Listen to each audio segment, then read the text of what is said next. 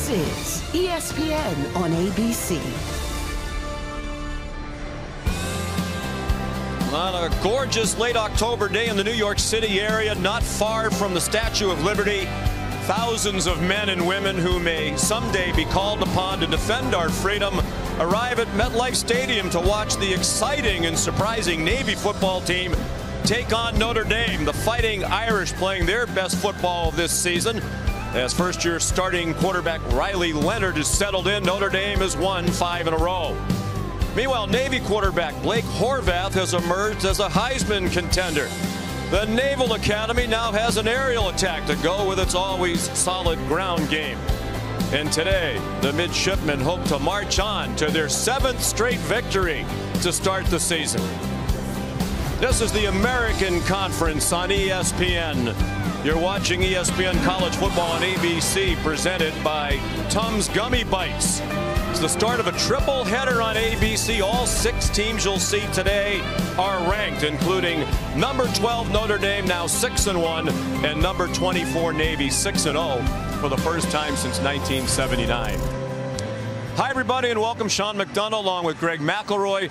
Delighted to have you with us. These teams play every year. This is the 97th meeting, but Greg, very few have had as much meaning as this one.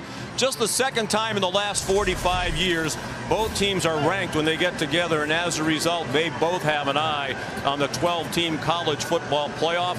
Right now, Notre Dame a better than 50-50 chance to make the 12-team field. The odds slim for Navy, but they improved quite a bit with a resume-building win today against the Fighting Irish. And Notre Dame has done a very nice job coming back from that shocking loss against Northern Illinois. They feel they're well-positioned going forward. And Marcus Freeman, he acknowledges it with his team. Hey, disappointment is in the past, but they believe that if they win out, they are in control of their own destiny to find their way to the inaugural 12-team playoff. And they have a pretty favorable schedule with an eye toward winning out. They know that's what they need to do. And they're playing much better football lately. Riley Leonard transferred over from Duke. Took him a little bit of time to adjust to the new surroundings and a new offense, but it's working now. That missed spring ball, had the ankle injury that required multiple surgeries, but the last 5 games really settling in. He's been great with his legs. He's always had that aspect of being able to break you down by taking off and running, but the passing game has become more crisp and efficient. Now they just got to continue to build on trying to create big plays downfield. And it is a Navy team that is creating big plays, one of the most improved offenses in the country.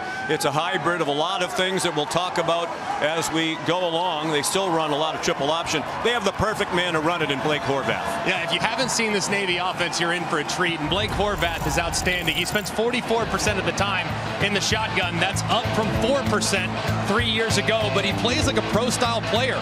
He sees the blitz, he calmly beats the blitz on the wheel route and creates a really big play down the left sideline last week against Charlotte. I also love how he keeps his eyes downfield and moves in the pocket, sees the pressure off the left, moves to the right, delivers an accurate strike there as well. And he also does a great job of reading defenders. He notices when defenders' backs are turned, he can still fit it into tight windows. It's not something that we've seen very often from Navy quarterbacks in the past. He's playing at a crazy high level and has them off to a tremendous start this year.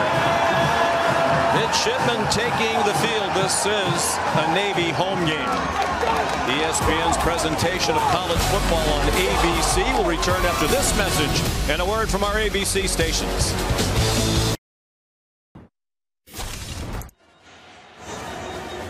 Notre Dame and Navy just about ready to go here in the Meadowlands of New Jersey. Navy won the toss and deferred, so Notre Dame elected to take the opening kickoff, and a very dangerous return man back deep. Jaden Harrison, transfer from Marshall, where he had 2 kickoff returns for touchdowns last year. Lance Gossett kicks off, and the ball blows off the tee. As usual, swirling wind in this stadium. One thing to keep an eye on today, Navy has to cover a lot of kickoffs. Gossett typically does not kick touchbacks. They've had their opponents return 29 kickoffs. Some of that's because they score a lot, kick off a lot. But only Western Michigan's had to cover more kicks. Pretty good kick, and a fair catch made by Jordan Faison.